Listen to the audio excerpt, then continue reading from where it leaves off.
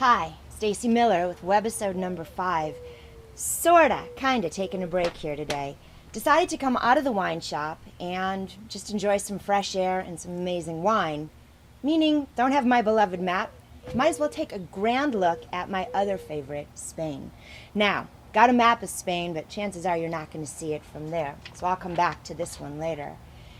Spain has more land under vine than any other country. It varies as to how much vines actually make wines. So that's kind of a weird distinction, but it does have a lot of vines growing and a lot of grapes that we do know the names elsewhere as something else. Gotta start though with my lovely, lovely bubbles. I will confess that bubbles are my downfall.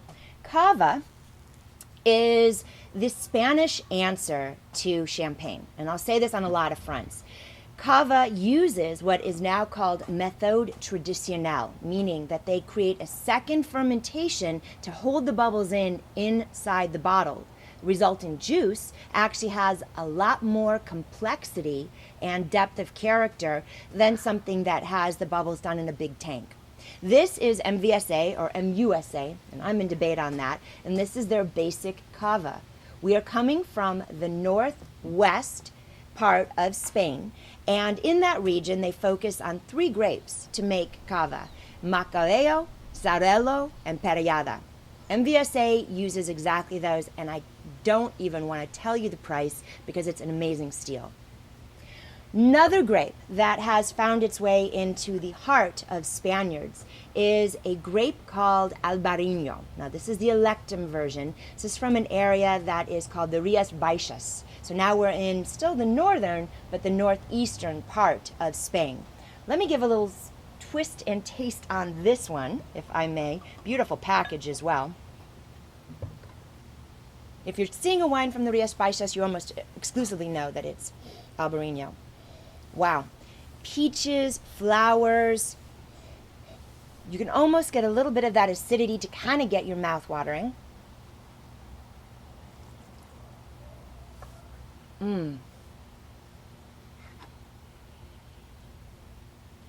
That's delicious. It just kind of stimulates your palate. It's almost like, let me have another glass and let me have some food with it. It's not going to pair with heavy things, and it's not going to pair with something that wants to fight it on acidity. Absolutely could work on a cheese board, poultry, seafood. Oh my gosh, yes, it's like that squeeze of lemon to finish. So this is Electum Albarino. Going taste to taste, or back to back tasting, not so sure how I feel about that. This is Solor de Astroanza. And somebody's going to write to me or call me or tell me that I'm pronouncing it wrong, and they might be right. Tempranillo. Now, Tempranillo is like Sangiovese, that almost ubiquitous grape that's everywhere. This Tempranillo, however, takes advantage of an often not that heard of technique. It's called carbonic maceration. And what they do is they take these whole clusters of grapes and they keep them in and they ferment them kind of whole, very young, very vibrant, very fresh. Incredibly easy drinking, which is really quite a departure from the way Spanish wines were being made in years past, where they would do big, heavy, deep oak aging. Let's take a look at this. And being away, I get to play with some fun glassware as well. Much brighter, much lighter than an aged style. Once again, this is 100% Tempranillo, and it is from the Rioja region. You can almost see its bright fruit. And there it is. Real presence of grape. Little hint of spice, and ooh, some of those berries, like perhaps raspberry, blackberry, lighter blackberry, maybe boysenberry.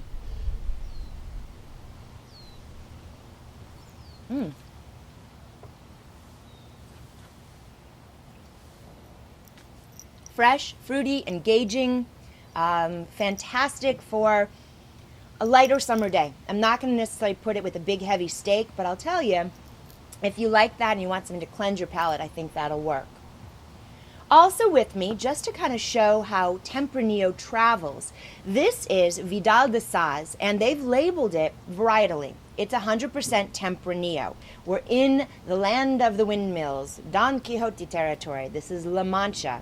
Not going to taste this with you, but I'm going to say again, this being labeled Tempranillo means it's not taking advantage of big, deep, heavy oak, okay? Now, Most of the collection that we have here at 55 Degree focuses on the Tempranillo grape. So every once in a while when I get to have one of these other grapes, and there's quite a few of them, this is Graciano. This is from another Rioja producer, and it's from Rioja Alvesa, which is the northern part of the Rioja region, where the soil structure kind of drives a more bright, acidic wine. Again, I say that not like harsh, but more lively. So this is Juan de Alzate, and this is his Graciano. Okay? And then I finish, and sadly, so I don't bore you to pieces, I'm not tasting, but this is Don Jacobo, and I always like to describe him as our most traditional Rioja producer in the store. We have his basic, we have his Reserva, and we have his Gran Reserva. A basic Rioja that does have crianza, meaning it's gone into the nursery, usually has 1 year aging, including up to 1 year in oak, up to. The Reserva usually has a minimum of 1 year in oak. Don Jacobo has chosen 15 months in oak and up to 15 to 18 months in the bottle. We start to get more complex flavors, more mature flavors. This is his 2002, so 7 years. It's been hanging around and growing and developing. We also have the Gran Reserva, astounding. Tea, tobacco leaf, just all of those wonderful, wonderful flavors. So, a little introduction to Spain, a big introduction to Tempranillo. And once again, we encourage you to check the website, see what we're pouring in the cellar this week or the next. Come and see if there's any specials going on. And of course, visit us in the store.